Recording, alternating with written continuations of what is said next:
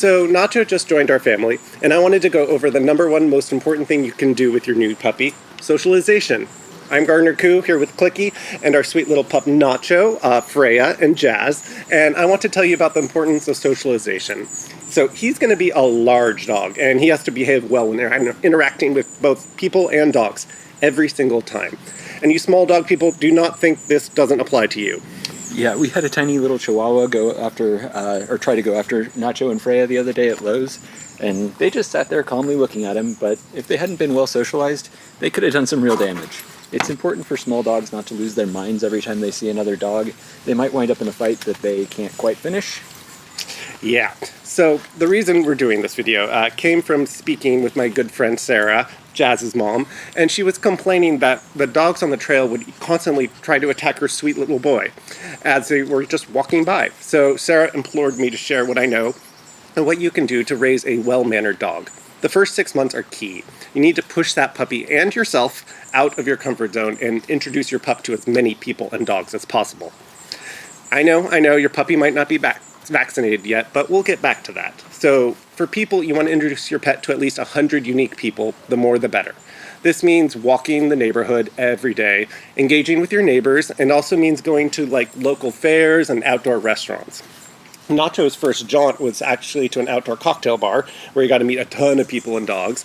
And then his second one was to the Mission neighborhood in San Francisco with my friend Sarah for fried chicken and fluorescent paint. She's the one I did that fluorescent jellyfish for her son's graduation night. Check out the video. Anyways, use puppy cuteness to your advantage. And I'm not typically a super social guy, but one Saturday after we got him, we had 3 different groups of people come through to visit.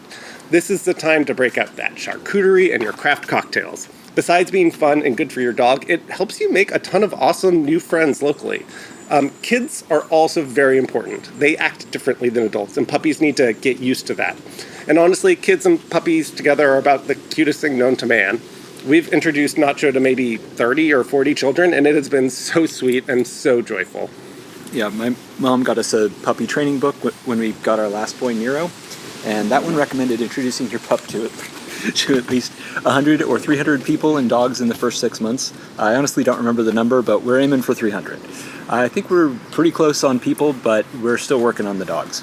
So next to dog socialization. If you've been enjoying this video and getting to see that crazy adorable puppy, please hit like and subscribe. He's going to get bigger, but no less cuter. So your new little gremlin might not be fully vaccinated yet, and that might make you want to wait a bit before you start socializing him with other dogs.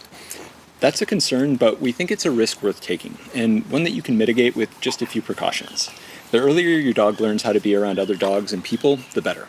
And it will make them so much happier later in life. It's the difference between being able to confidently enter any situation or being reactive and fearful to everything. So the easiest thing is to ask everyone you know with the dog to introduce them to your puppy. Hang out, let them play, everybody will have a great time. Even if the other dog doesn't really want to play, and is kind of grumpy about it, like Freya was at the beginning, that's okay. The puppy needs to learn how to read signals like leave me alone.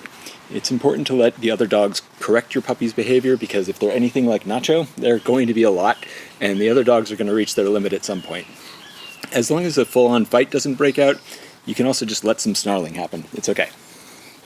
Another great way is just to walk around your neighborhood. Because of parvo, a parasite that you're vaccinating for, is mostly found in soils and at the beach, concrete and asphalt are safe. Just make sure you don't let your pup eat anywhere near coyote poop. So when walking your neighborhood with your pup, don't be afraid to ask any dog owners if you come across if their pooch is vaccinated, and if so, could you introduce them? This is just so good for your puppy, and if so inclined, this is also a great time to teach loose leash walking. But I'm not a dog trainer, so you should YouTube that from somebody else. Clicky and I recently found the channel Happy Hounds Dog Training while searching for some training tutorials, and she is brilliant. Highly recommend. So I implore you, please socialize your new puppy. Even you little dog people. It could save their lives later. A socialized pup is a happier animal, less anxious and less nervous, and able to move through the world with ease. Isn't that something we want for them as well as ourselves? I'm Gardner Koo. And I'm Clicky, here with our little horde of puppies. Go get yourself on a neighborhood dog walk. Go get him! Go get him, Nacho!